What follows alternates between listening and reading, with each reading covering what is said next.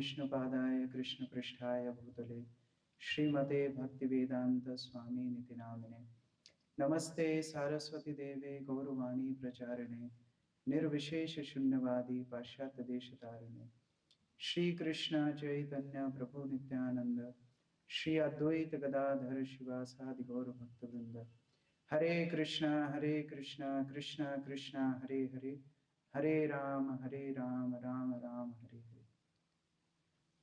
हरे कृष्ण। तो आप सभी का बहुत स्वागत है और मैं बहुत कृतज्ञ हूँ कि आप लोग समय निकाल के आए हैं। विशेषतः रविवार का दिन बहुत सारे विकल्पों से भरा होता है और जब ठंडी का मौसम शुरू हो जाता है तो घर ही अच्छा लगता है लेकिन फिर भी आप समय निकाल के आए हैं, आपको विशेष धन्यवाद। माधव क्लब में पहला हमारा प्रोग्राम है और जैसा कि अभी बता रहे थे पहला आध्यात्मिक क्लब का भी पहला आध्यात्मिक कार्यक्रम है, तो ये भी एक बड़ी प्रसन्नता की बात है। उज्जैन नगरी अवंतीपुरी सप्तपुरियों में से एक है, प्राचीनतम नगरी है और भगवान श्री कृष्ण स्वयं यहाँ शिक्षा लेने के लिए आए, तो ये आध्यात्मिक शिक्षा का केंद्र है। तो यहाँ पर आध्यात्मिक चर्चा तो स्वतः होनी ही चाहिए, हर व्यक्ति आध्यात्मिक चर्चा करनी चाहिए। तो आप सभी उसी के लिए एकत्र हुए हैं। गीता जयंती महोत्सव हम मना रहे हैं। गीता, भगवत गीता एक ऐसा अनोखा ग्रंथ है जो कि हमें निराशा से आशा पर ले जाता है। अभी हमने दीप प्रज्वलन किया, हमने देखा स्तोमा सदगमया तमसोमा ज्योतिर्गमया, जो तमस से ज्योति की तरफ ले जाता है, ये ग्रंथ है भगवत गीता। और देखिए पहला एक्सपेरिमेंट किस पे हुआ, जैसे कभी जो वैक्सीन बनती है तो अल्फा टेस्टिंग बीटा टेस्टिंग होती है, तो ये ग्रंथ की पहली टेस्टिंग अर्जुन के ऊपर हुई और जो अर्जुन इतना निराश था, इतना अपने साहस को खो चुका था, उसका धनुष छूटा जा रहा था, कपकपा रहा था, रो रहा था, वो अर्जुन अपनी से दुगनी सेना के विरुद्ध लड़ करके विजयी बन जाता है। ये भगवत गीता की शक्ति है। और सबसे बड़ी बात, बड़े सार रूप में भगवत गीता में सारी शिक्षाएं दी हुई हैं। हम लोग जब कॉलेज में पढ़ते थे तो दो प्रकार के लोग हैं, दो प्रकार के स्टूडेंट्स होते हैं, जिन्होंने कुछ भी पढ़ाई नहीं की होती है और जिनको सब पता होता है, सब पढ़ाई की होती है, जिनका 3-4 बार रिवीजन हो जाता है। आपने भी ऐसा एक्सपीरियंस किया होगा अपनी पढ़ाई के दिनों में। तो जिसने सब कुछ पढ़ लिया हुआ है, जिसने 3-4 बार रिवीजन कर लिया है, वो एक रात पहले निकलता है राउंड पर और सारे हॉस्टल के कमरों में जाता है और दूसरों को डिमोटिवेट करता है। बोलता है अरे तुमने ये नहीं पढ़ा, अरे तुम्हारा क्या होगा, टीचर ने तो वो भी बुक बताई थी, वो भी बताई थी। लेकिन जिसने कुछ नहीं पढ़ा वो जुगाड़ लगाता है, जुगाड़, कि कहीं से कुछ क्वेश्चन मिल जाए, कहीं से कुछ इंपॉर्टेंट क्वेश्चन बैंक मिल जाए, टीचर के आगे पीछे घूमता है। तो हम कलयुग के जीव उस छात्र की तरह हैं जिसने बिल्कुल पढ़ाई नहीं की। आध्यात्मिक रूप से हम वैसे ही है, एकदम शून्य। तो हमको क्या चाहिए, क्विक चाहिए, सार रूप में कुछ मिल जाए, तुरंत कुछ मिल जाए। तो भगवान ने ये भगवत गीता उसी उद्देश्य से हमको दी है। सर्व उपनिषदों गावो दुग्धा गोपाल नंदन। अगर सारे उपनिषदों को गाय के साथ तुलना की जाए, दुग्धा गोपाल नंदन, और गोपाल नंदन कृष्ण अगर उस गाय को धो रहे हैं, दूध निकाल रहे हैं, वह दूध का अमृत है गीता। सारे उपनिषदों का सार, सारे वेदों का सार भगवत गीता के रूप में हमको मिलता है। लेकिन मुश्किल क्या होती है, ठीक से पढ़ने का मौका और ठीक से पढ़ाने वाला व्यक्ति मिलना चाहिए, ये जरूरी है। जैसे एक बार अरब देशों में पेप्सी कंपनी ने अपना विज्ञापन लगाया, तो उन्होंने 3 चित्र लगाए, बिलबोर्ड, बड़ा खर्चा किया, बड़ा एक बिलबोर्ड लगाया, 3 चित्र उसमें लगाए। पहला चित्र था कि एक व्यक्ति धूप में, क्योंकि अरब देशों में तो काफी धूप होती है, गर्मी होती है, तो धूप में झुलस रहा है, जैसे आप में से कुछ लोग झुलस रहे हैं, आगे कुछ छाए है, यहाँ पर भी बैठ सकते हैं। तो धूप में एक व्यक्ति झुलस रहा है, उसको पसीना पसीना आ रहा है, ये पहला चित्र। दूसरा चित्र है जिसमें एक व्यक्ति पेप्सी पी रहा है और तीसरा चित्र है जिसमें व्यक्ति बड़ा खुश हो गया है। तो विज्ञापन का मतलब क्या है कि व्यक्ति धूप में था, परेशान था, उसने पेप्सी पी, वो खुश हो गया, ठीक है। लेकिन एक भी पेप्सी बिक नहीं रही थी। कोई बताना चाहेगा क्यों? ये विज्ञापन देख करके अरब देश में एक भी पेप्सी नहीं बिक रही थी। हाँ, आगे आ सकते हैं, आगे धूप नहीं है, छाए हैं, आगे चेयर ले लीजिए। मैं आक्रमण नहीं करता हूं, आप लोग सेफ हैं, आगे आ सकते हैं। कोई बताना चाहेगा क्यों नहीं बिक रही थी एक भी पेप्सी? यहाँ पर काफी व्यापारी लोग हैं, कोई अनुमान? अच्छा, अरब देशों में कैसे, अच्छा हाँ माता जी आप बताएंगे, अरब देशों में कैसे पढ़ते हैं? उल्टा पढ़ते हैं। तो वो लोग कैसे इस चित्र को देख रहे थे? अच्छा खासा आदमी था, उसने पेप्सी पी और अब परेशान हो गया। तो पढ़ाने वाला, पढ़ने वाला किस संदर्भ में भगवत गीता को लेना चाहता है, वो हमको देखना है। अभी प्रभु जी बता रहे थे कि ये ऐसा धर्म ग्रंथ नहीं है जिसको हम केवल अपनी पूजा में रखें, अच्छे से लाल कपड़े से बांध करके उसमें थोड़ा कुमकुम, थोड़ा रोली, थोड़े चावल, थोड़े से पुष्प चढ़ाएं। इसको इस्तेमाल कैसे करना है? इस्कॉन के संस्थापकाचार्य कृष्ण कृपा मूर्ति अभय चरणारविंद भक्ति वेदांत स्वामी प्रभुपाद जब लंदन गए प्रचार करने के लिए भगवद गीता का, तो एयरपोर्ट पे काफी पत्रकार आ गए और वो पत्रकारों ने प्रभुपाद जी को पूछा कि स्वामी जी आप क्या लेने के लिए आए हो हमारे देश से? आपके देश से कई लोग आए शिक्षा के लिए, कई लोग आए व्यापार के लिए। लंदन में एयरपोर्ट में ये प्रश्न पूछा जा रहा है, स्वामी जी आप क्या लेने आए हो हमारे देश से? प्रभुपाद बताते हैं आप लोगों ने हमारे देश के ऊपर कई दशकों तक, कई शतकों तक राज्य किया और सारे हीरे जवाहरात, धन संपदा सब आप लूट करके ले गए, लेकिन हमारे देश की सबसे बहुमूल्य संस्कृति जो है, सबसे बहुमूल्य संपदा जो है, वो आप लेके ही नहीं गए। तो मैं कुछ लेने नहीं आया हूं, वो संस्कृति आपको देने आया हूं। यह है श्रीमद् भगवद गीता। ये विशेषता हमारा धन है, हमारी शक्ति है। आज हम अलग अलग देशों की बात करें कि अमेरिका किस लिए फेमस है? अपनी वेपन्स के लिए फेमस है। अगर हम जापान की बात करें, अपनी टेक्नोलॉजी के लिए फेमस है। स्विट्जरलैंड अपनी घड़ी इत्यादि के लिए फेमस है। मलेशिया रबर उत्पादन के लिए फेमस है। पाकिस्तान, ठीक है चर्चा नहीं करेंगे, पाकिस्तान किसके लिए फेमस है? भारत किसके लिए फेमस है? हमारी संस्कृति के लिए। ये हमारी शक्ति है और जितना ज्यादा हम इसको समझेंगे उतना ज्यादा हम दूसरों की मदद कर पाएंगे। इसलिए भगवान स्वयं इस भगवत गीता का प्रमोशन करते हैं। हम केवल एक श्लोक आज चर्चा करेंगे और हम देख सकते हैं कितना कुछ भगवान एक श्लोक में बता रहे हैं। 9वें अध्याय में द्वितीय श्लोक भगवान बोलते हैं कि ये जो विद्या है, ये भगवत गीता क्यों जरूरी है। वो बोलते हैं राज विद्या राजगुह्यम पवित्रम इदम उत्तमम प्रत्यक्ष अवगमम धर्मम सुसुखम कर्तुम अव्ययम। भगवान बोलते हैं कि हर व्यक्ति तो आनंदित होना चाहता है। कोई यहाँ पर ऐसा है जो पीड़ा चाहता है, कष्ट चाहता है? अभी यहाँ पर बुफे लगा है पीछे आपके पास में, अभी आपको सबको प्रोग्राम के बाद लंच परोसा जाएगा।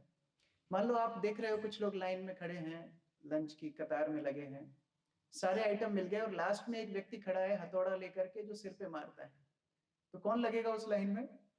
कोई नहीं लगेगा। कष्ट कोई नहीं चाहता है, सब आनंद चाहते हैं, है ना। एक बार एक पत्नी ने अपने पति को बोला कि तुम्हें खाने का बड़ा शौक है तो मैं तुम्हारे लिए सांभर बनाऊंगी। पति बोलता है एक काम करो पहले बना लो, नाम हम बाद में रख लेंगे। क्योंकि आनंद आना चाहिए खाने में भी, हम जो कुछ करते हैं उसमें आनंद आना चाहिए। हम कपड़े पहनते हैं, दूसरे जब तारीफ करते हैं हमको आनंद मिलना चाहिए। अभी हम प्रवचन में भी आए तो क्या सोच के आए? थोड़ा मजा आना चाहिए। हर व्यक्ति आनंद चाहता है और आनंद भी ऐसा हो जो अविरत चलता रहे, ज्यादा मेहनत नहीं करना पड़े, है ना। बहुत मेहनत की और फिर आनंद मिले तो उसमें भी मजा नहीं है। जैसे एक बार हमारे इस्कॉन के कार्यक्रम में एक नए व्यक्ति आए थे, तो काफी चित्र उनको हम दिखा रहे थे भगवान की लीलाओं के, तो उन्हें काफी चित्र देखे और उसके बाद हमने अंत में पूछा कि बताइए कौन सा चित्र आपको सबसे अच्छा लगा? तो व्यक्ति बोलता है कि महाविष्णु का जो चित्र है बड़ा अच्छा लगा। बोले अरे राधा कृष्ण का चित्र अच्छा नहीं लगा, राम लक्ष्मण सीता का चित्र अच्छा नहीं लगा, माखन चोरी लीला का चित्र अच्छा नहीं लगा, विष्णु का चित्र इतना क्यों अच्छा लगा? बोला देखो कितना अच्छा स्थिति है, व्यक्ति सो रहा है और सारे काम भी हो रहे हैं और पत्नी पैर दबा रही है, ऐसी स्थिति और कहाँ मिलेगी? तो हर व्यक्ति आनंद चाहता है। इसलिए भगवान बोलते हैं अगर सुसुखम, वास्तव में सुख चाहिए, आनंद चाहिए, तो ये भगवत गीता का सहारा लीजिए, भगवत गीता से शिक्षाएं लीजिए। कई बार तो लोग इस सुख के प्रयास में उल्टे दुखी हो जाते हैं। जैसे हमारे एक मित्र हैं, वो अपने कॉलेज का एक दृष्टांत बता रहे थे कि उनका जब प्लेसमेंट हुआ, प्लेसमेंट चल रहा था, कॉलेज में कंपनीज आ रही थी, तो उन्होंने सोचा कि थोड़ा मजाक करते हैं सबके साथ। तो हॉस्टल में रहते थे एनआईटी भोपाल में, तो उन्होंने क्या किया, अपने मित्रों के मोबाइल में अपने प्लेसमेंट ऑफिसर का नंबर सेव कर दिया, मतलब अपना नंबर प्लेसमेंट ऑफिसर के नाम से सेव कर दिया, खुद का नंबर प्लेसमेंट ऑफिसर। अब रात में 11 साढ़े 11 बजे जब सब मस्ती कर रहे थे, उन्होंने एक मैसेज छोड़ा, दोस्तों के मोबाइल में नंबर किसके नाम से सेव है? प्लेसमेंट ऑफिसर, लेकिन नंबर है इन्हीं का, मित्र का। तिन्ने मैसेज भेजा, congratulations, you have been placed in Cognizant and your package is 5 lakh per annum. पहले व्यक्ति को मैसेज भेजा, ये तो बड़ा खुश हो गया, 5 लाख की नौकरी लग गई, कूदने लगा, सब खुशी मना रहे, सारे दोस्त भी उसको चीयर अप कर रहे थे, अरे वाह तेरा पैकेज लग गया। अब इनने 15 मिनट बाद दूसरा मैसेज भेजा दूसरे दोस्त को, congratulations, you have been placed in Cognizant, your package is 6 lakh per annum. पहले वाले की खुशी कहां गई? गायब। उसका पैकेज कम हुआ क्या? नहीं हुआ, लेकिन उसकी खुशी गायब। तीसरे को मैसेज भेजा, आपका पैकेज है 7 लाख पर एनम। पहले दोनों की खुशी गायब, दोनों साथ में रोने लगे। कहने का मतलब है, आनंद की खोज में हम लोग और दुखी होते जा रहे हैं, और दुखी होते जा रहे हैं। कई बार तो हमको मुद्दा भी पता नहीं होता कि हम दुखी क्यों हो रहे हैं। एक बार एक पति पत्नी लड़ रहे थे, हमारा बेटा लॉयर बनेगा, दूसरा बोलता नहीं हमारा बेटा डॉक्टर बनेगा, लॉयर डॉक्टर लॉयर डॉक्टर। इतनी लड़ाई बढ़ गई कि उन्होंने निश्चय किया कि चलो कोर्ट में जाएंगे। कोर्ट में गए, दोनों ने अपने अपने वकील तैनात कर लिए, डॉक्टर लॉयर डॉक्टर लॉयर। जज साहब के सामने दोनों ने अपनी बात रखी। जज ने बोला सिंपल है, बच्चे को पूछो ना उसको क्या बनना है। दोनों बोलते हैं यही तो दिक्कत है, बच्चा अभी तक है नहीं। दुखालयम अशाश्वतम, भगवद गीता में भगवान बोलते हैं दुखालय है, इसमें कोई ना कोई कारण से दुख आएगा ही आएगा। जिसके पास सब कुछ है उसके पास भी कुछ कमी हमेशा रहेगी। इसीलिए अभी मैं बेंगलोर गया था कुछ दिन पहले, और वहां देख रहा था स्टैटिस्टिक्स, मुझे बहुत लोग बता रहे थे कि यहाँ पर 40 से 50% लोग साइकेट्रिस्ट या साइकोलॉजिस्ट की मदद लेते हैं। और मजे की बात यह है कि 3 में से 1 साइकेट्रिस्ट दूसरे साइकेट्रिस्ट की मदद लेता है, क्योंकि दिन रात सुनता है लोगों की समस्याएं, सुनते सुनते सुनते उसका आत्मबल नीचे गिर जाता है। जैसे एक बार एक साइकेट्रिस्ट ने बहुत बड़ा अपना हॉस्पिटल खोला, क्लिनिक खोला, काफी खर्चा किया। पहली कस्टमर अंदर आई, महिला, बोलती डॉक्टर साहब मुझे आप ठीक कर दीजिए, बताइए क्या दिक्कत है आपको। बोले मैं जहां जाती हूँ नेगेटिव ही सोचती हूँ। अच्छा, उदाहरण दो। बोले देखिए अब आपने इतना बड़ा क्लिनिक किया है, लोन वोन तो लिया ही होगा, कस्टमर कोई आ नहीं रहे, आपका दिवाला निकल गया तो क्या होगा। वो महिला का तो पता नहीं, ये डॉक्टर गया डिप्रेशन में। सुसुखम कर तुम अभयम, भगवान बोल रहे हैं इस दुखालय में अगर सुखी होना है तो ये भगवत गीता की शिक्षाएं हैं। क्योंकि ये भगवत गीता आपके सोचने के स्तर को ही ऊपर ले जाता है। फिर आप खाने पीने में नहीं हो, फिर आप पहनने ओढ़ने में अपनी खुशी नहीं ढूंढ रहे हो, फिर आप केवल जागतिक वस्तु में अपनी खुशी नहीं ढूंढ रहे हो, आपकी सोच ऊपर निकल गई है। मान लो कहीं पर बारिश हो रही है, बारिश से अगर आपको बचना है तो 2 उपाय हैं, या तो आप छाता ले लीजिए या फिर बादलों के ऊपर चले जाइए। जब प्लेन बादल के ऊपर चला जाता है तो वहां बारिश नहीं होती। भगवत गीता हमारी चेतना को ही ऊपर ले जाता है। इसलिए भगवान बोल रहे हैं राज विद्या, ये सारी विद्याओं का राजा है, ये सारी विद्याओं में सर्वश्रेष्ठ विद्या है। पहले हमारे स्कूल में जब हम छोटे थे, हम स्कूल में एक स्लोगन लिखा हुआ था, come to learn go back to serve. आइए शिक्षा लीजिए और समाज में वापस जाके सेवा कीजिए। अभी वो स्लोगन नहीं है, अभी स्लोगन है आइए अपने पूरे परिवार की पूरी कमाई हमको दे दीजिए और बाद में जाके आप और लूटिए, ये शिक्षा है। लेकिन राज विद्या राज गुह्यम, ये जो विद्या है भगवत गीता की, विद्याओं में राजा है, क्योंकि ये प्रैक्टिकल नॉलेज है।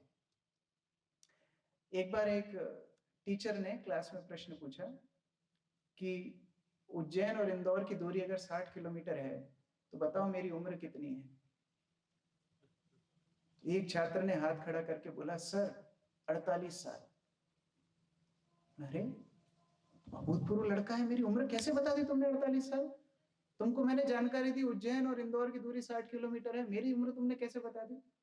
तो सर मेरे एक भैया हैं 24 साल के हैं, आधे पागल हैं। आप जिस तरह बात कर रहे हो आपकी उम्र उनसे डबल होनी चाहिए। शिक्षा कहाँ किधर प्रैक्टिकल है? मैं खुद एक इंजीनियरिंग स्टूडेंट हूँ, मैंने कंप्यूटर साइंस पढ़ा है। हमने काफी calculus, integration, differentiation, waves, coding, बहुत कुछ पढ़ा है। लेकिन प्रैक्टिकल लाइफ में कितने लोग हैं जो अपने व्यवहारिक जीवन में शिक्षा को प्राप्त करते हैं, शिक्षा का इस्तेमाल करते हैं? कोई भी नहीं।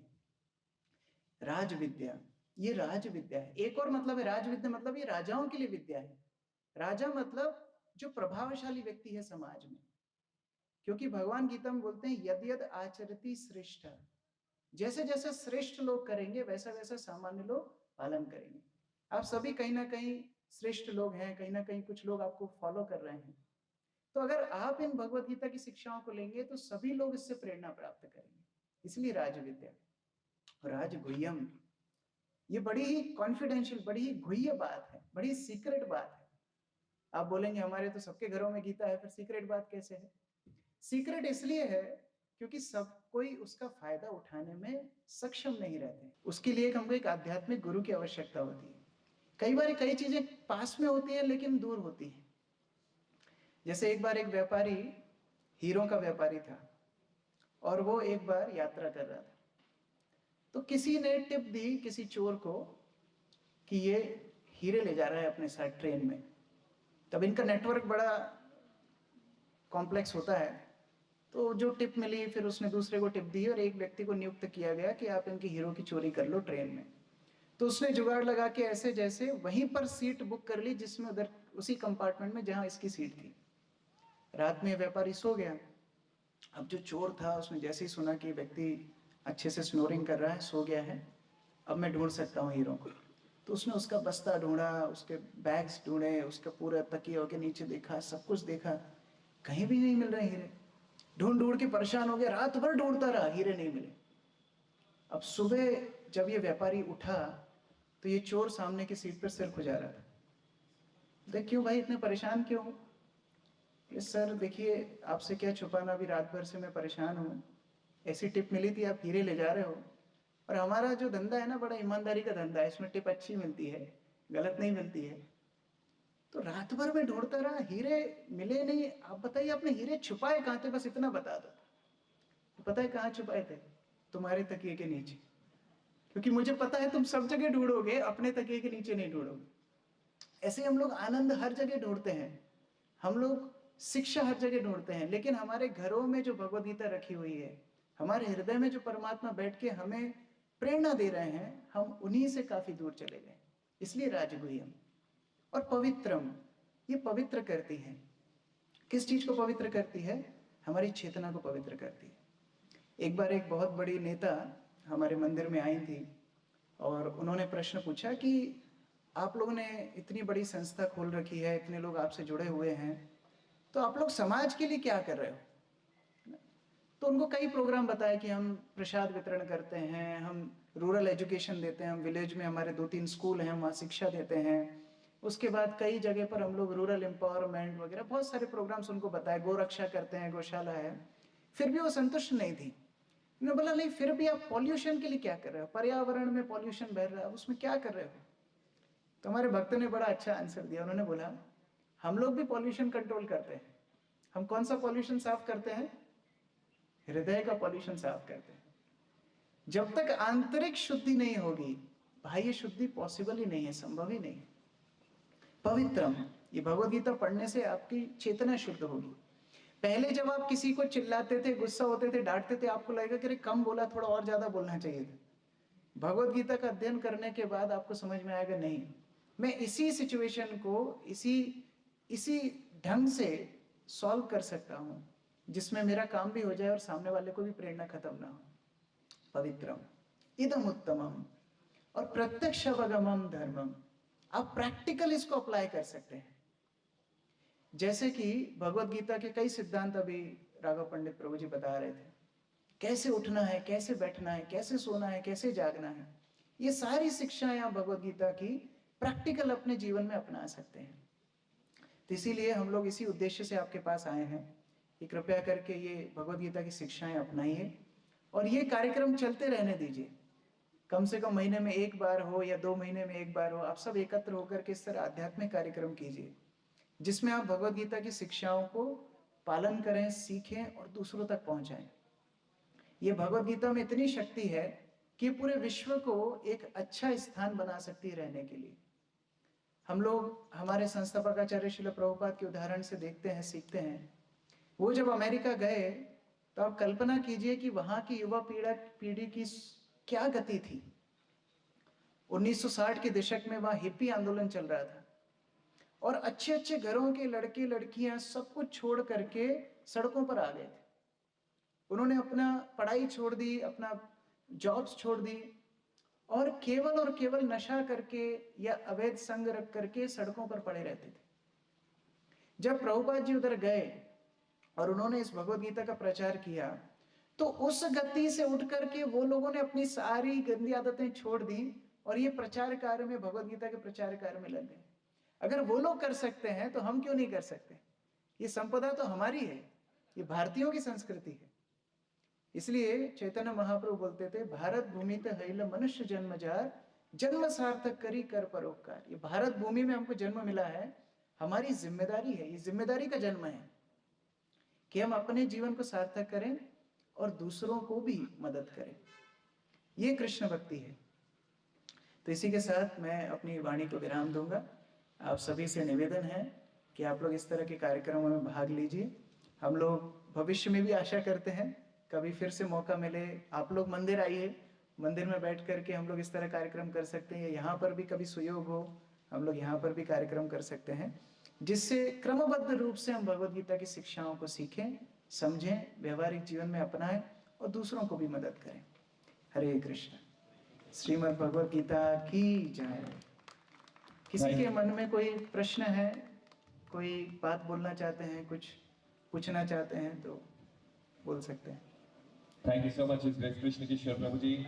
Now, we are welcoming some question. If you have any question related to Srimad Bhagavad Gita यथारूप, और यदि आप अपनी लाइफ में कुछ भी चीज फेस कर रहे हो जिसका आंसर आप चाहते हो कि प्रभु जी यहाँ पर दें, so we are inviting some question. So if anybody have any questions, so raise your hand. I will come to you. किसी के मन में कोई भी बात हो, कोई चीज का और पूछना हो, बताना हो, बोल सकते हैं।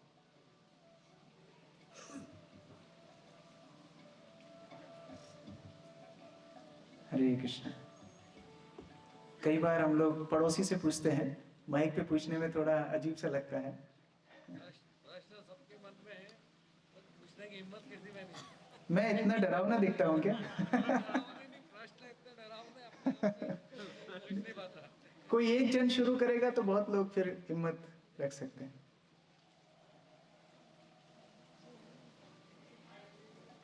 Anyone?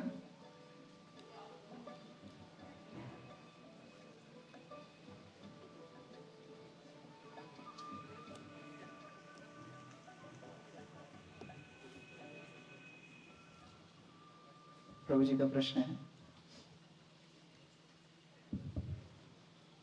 जैसा आपने बताया आप टेक्नोलॉजी के स्टूडेंट रहे हैं, ऐसी कौन सी परिस्थितियां बनी जिसने आपको इस तरफ डाइवर्ट करा? ये सबसे ज्यादा पूछने जाने वाला प्रश्न है। लोग हमको देख के पूछते हैं, अरे ऐसा क्या हुआ तुम्हारे जिंदगी में जो सारे बाल उड़ गए, क्या हुआ ऐसा? देखिए, समाज में हर तरह के लोगों की आवश्यकता है। जैसे समाज में डॉक्टर्स की आवश्यकता है, लेकिन अगर सारे लोग डॉक्टर्स बन जाएंगे तो समाज नहीं चलेगा। फिर कुछ लॉयर्स की भी आवश्यकता है, कुछ व्यापारियों की भी आवश्यकता है, कुछ एडमिनिस्ट्रेटिव क्लास की भी आवश्यकता है, हर तरह के लोगों की आवश्यकता है। मैं भी थोड़ी देर पहले साइकेट्रिस्ट की बात कर रहा था, साइकेट्रिस्ट की भी आवश्यकता है। इसी तरह कुछ लोगों की आवश्यकता ऐसी भी है जो हमारे आध्यात्मिक संस्कृति का प्रचार करें। तो हम जब कॉलेज में थे हमें ये ज्ञान मिला और हमें इतना बेनिफिट मिला कि हमको लगा कि इस ज्ञान को दूसरों तक पहुंचाना चाहिए।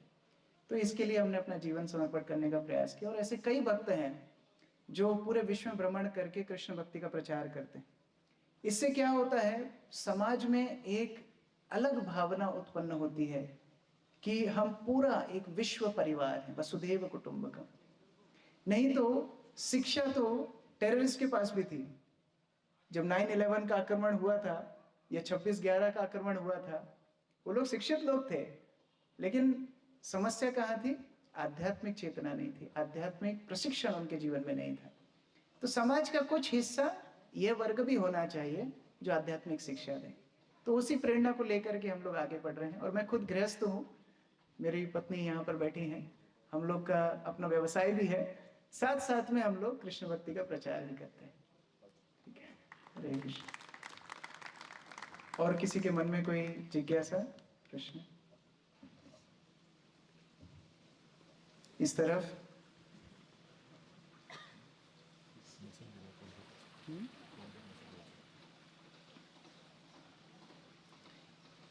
एक टेलीग्राम आया है, बोल रहे हैं चेक कीजिए।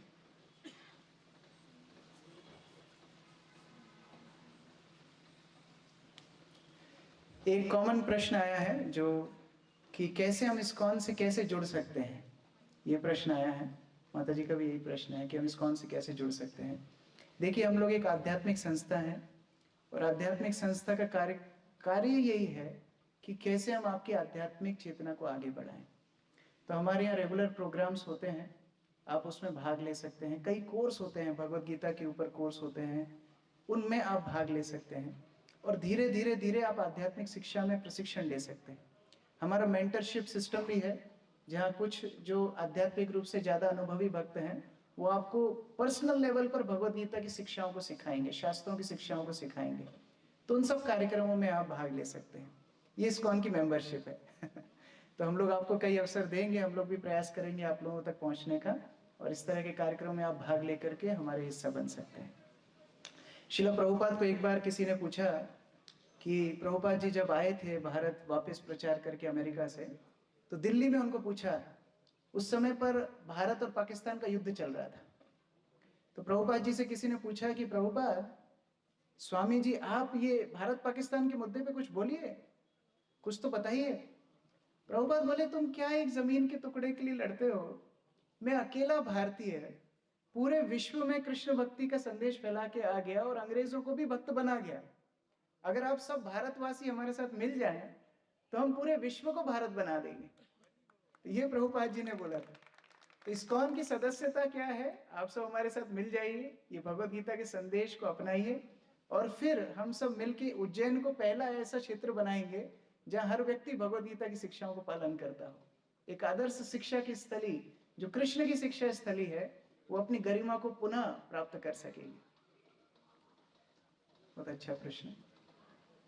और कोई के मन में कोई बात है? ठीक है, इस बार हम पहली बार मिले हैं, आगे और भी कार्यक्रम होंगे तो आप लोग और खुल करके पूछ पाएंगे। हरे कृष्णा हरे कृष्णा कृष्णा कृष्णा हरे हरे, हरे राम राम राम हरे हरे। बहुत बहुत धन्यवाद।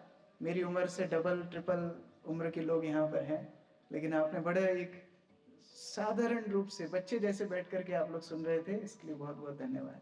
हरे कृष्ण। फीडबैक फॉर्म और न्यू ईयर प्रोग्राम अनाउंसमेंट। तो यहाँ पर अभी आप लोगों के हाथ में एक फीडबैक फॉर्म है। हम लोग आपसे प्रार्थना करते हैं कि आप उस फीडबैक फॉर्म को भरिए, क्योंकि हम भी चाहते हैं कि हम आपकी सेवा ठीक से कर सकें। तो हम समझें कि आपको आज क्या अच्छा लगा और हम क्या सुधार कर सकते हैं। तो कृपया करके वो फीडबैक फॉर्म भरिए और हम जल्दी आपसे मिलना चाहेंगे। नव वर्ष में फिर से एक कार्यक्रम रखेंगे 2024 में, तो आप सबकी उपस्थिति उसमें हम लोग प्रार्थना करते हैं। हरे कृष्ण।